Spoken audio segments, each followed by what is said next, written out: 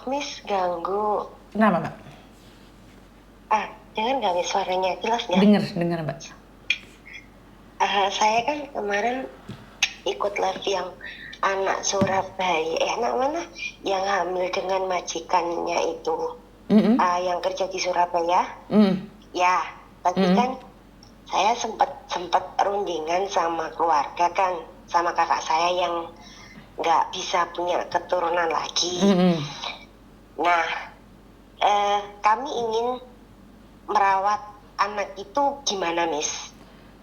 Oke. Tapi karena kasusnya kemarin agak gimana ya, Miss ya? Aku tuh juga kakak saya tuh kan saya ceritain semuanya. Nah, di situ kan ada kebohongan juga gitu loh, Miss. Jadi takutnya nanti kalau seandainya iya bener ini mau kami rawat anaknya, entah itu besarnya diambil, kita kan nggak mau, Miss. Bener kan? Kalau udah punya hak milik kami kan berarti itu udah tanggung jawab kami, bukan cuma nitipin aja gitu loh. Tapi keluarga kami mintanya itu perempuan dan udah di USG apa belum? Jadi pertanyaan kakak saya itu, satu, udah di USG apa belum? Belum. Perempuan atau laki-laki. Kalau seandainya memang dia mau USG ya, mau USG, biayanya berapa, kami siap untuk USG. Yang penting kami meminta perempuan, karena saya sendiri juga pengen punya perempuan, maksudnya anak perempuan. Kakak saya juga sendiri punya anak perempuan gitu loh, Miss. Nah itu menurut Miss gimana? Maksudnya kemarin itu kelanjutannya bagaimana gitu? Oke, intinya kamu mau merawat anak yang dari Kalimantan yang hamil sama majikannya yang di Surabaya. Iya. Tapi kamu mintanya anak perempuan. Bukan merawat, tapi mengambil. Kalau merawat kan otomatis itu nitipin, Miss. Oke, mengambil anaknya untuk dijaga, dibesarkan dan tidak boleh diambil. Tapi minta di USG dulu, USG dulu. Kalau perempuan baru diambil, kalau bukan perempuan tidak diambil. Benar atau tidak? Benar. Nanti masalah biaya USG kami yang yang mengeluarkan. Tapi kalau jika laki-laki, kami tidak jadi ngambil karena ibu saya maunya juga perempuan. Kakak saya sendiri yang sudah tidak bisa punya anak lagi, dia juga maunya perempuan karena anaknya itu laki-laki. Jadi ibu saya itu cucunya laki semua gitu loh. Jadi kita tuh mintanya perempuan, Miss. Oke. Gitu. Oke, jadi semuanya minta perempuan ya.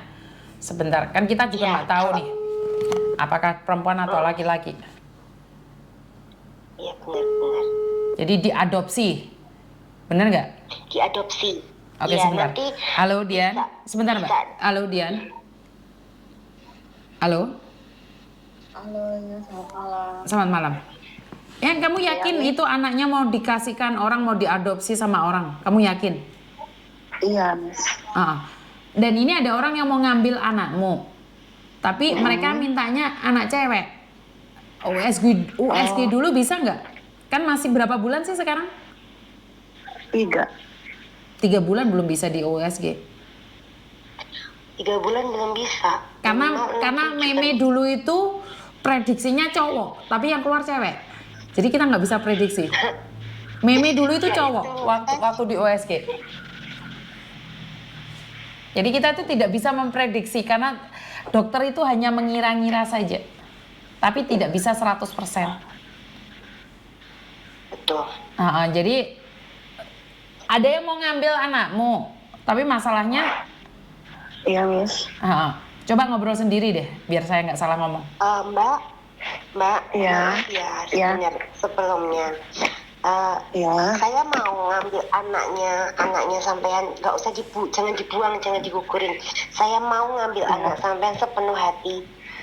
Tapi ada perjanjian kakak saya itu harus perempuan dulu, harus perempuan. Jadi masalah USG, biaya USG kami yang menanggungnya. Tapi pertama kita minta bukti tes USG itu bener asli, bener itu dari rahimnya Mbak itu perempuan, itu yang pertama. Iya. Dan yang kedua, masalah nanti mbaknya melahirkan, posisi mbak saya yang merawat atau siapa mbak saya atau keluarga saya yang lahirin di rumah sakit manapun, itu semua sudah menjadi harus ada tinta hitam di atas kertas putih. Jadi ada hak pemilikan. Jadi suatu saat mbak menuntut anaknya, mbak sudah nggak bisa.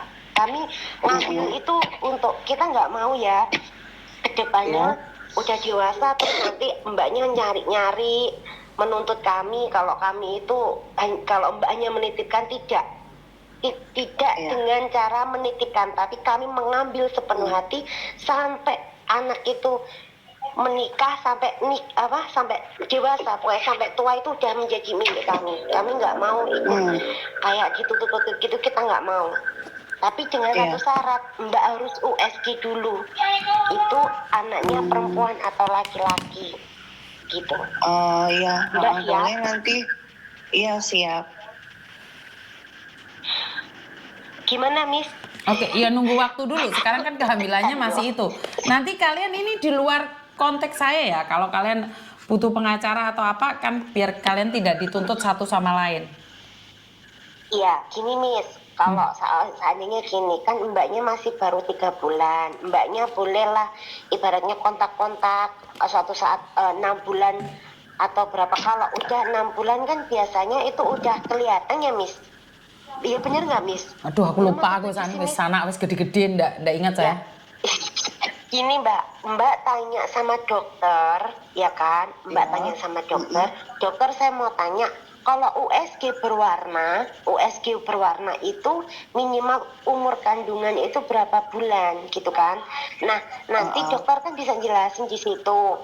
Nah, kalau udah nanti Mbak benar-benar positif perempuan, Mbak pengen ngelahirin di tempat kakak saya akan jemput Mbak. Mbak di Surabaya kan? Iya di Surabaya. Ya Mbak nanti bisa lah kalau untuk ke Madiun gitu kan bisa kan naik kereta gitu atau biar kakak saya sendiri yang jemput gitu loh sama suaminya. Iya bisa. Kalau memang benar-benar perempuan tapi maaf ya Mbak, saya butuh kejujuran benar, maksudnya bukan nanti USG orang lain sampai pakai itu. Saya jujur saya takut gitu loh. Saya posisi saya itu di Hong Kong, saya nggak tahu menau gitu loh. Iya. Ya, gimana Mbak? Mbak siap? Iya siap Mbak. Tapi sama-sama sama Miss Yuni ya boleh. Sama Miss Yuni begitu, maksudnya nanti kalau ada kontak-kontakan misalnya kita berdua sama Miss Yuni begitu.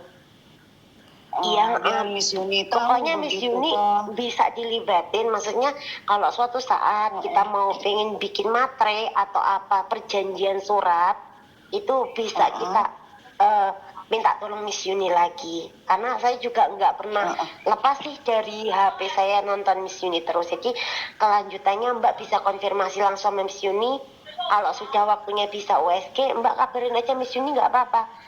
Gini aja, kalau memang ini kan urusannya kan nyawa nih. Kalian harus kalau memang iya itu harus di depan pengacara biar sah resmi juga.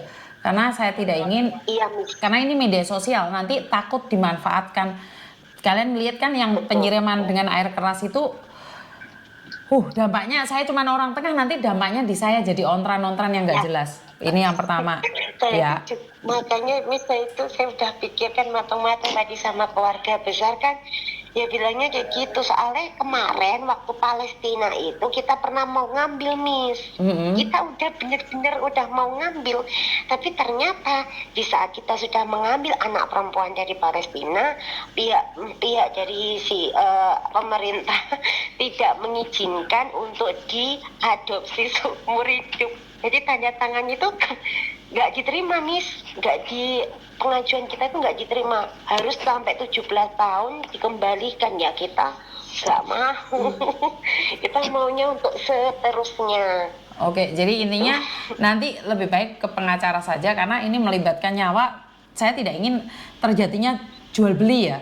Karena kalau entar kalian mau ngasih uang itu urusan kalian, tapi saya tidak ingin jatuhnya jual beli anak. Saya tidak mau ini Saya terjadi. juga, Paham nggak Diana?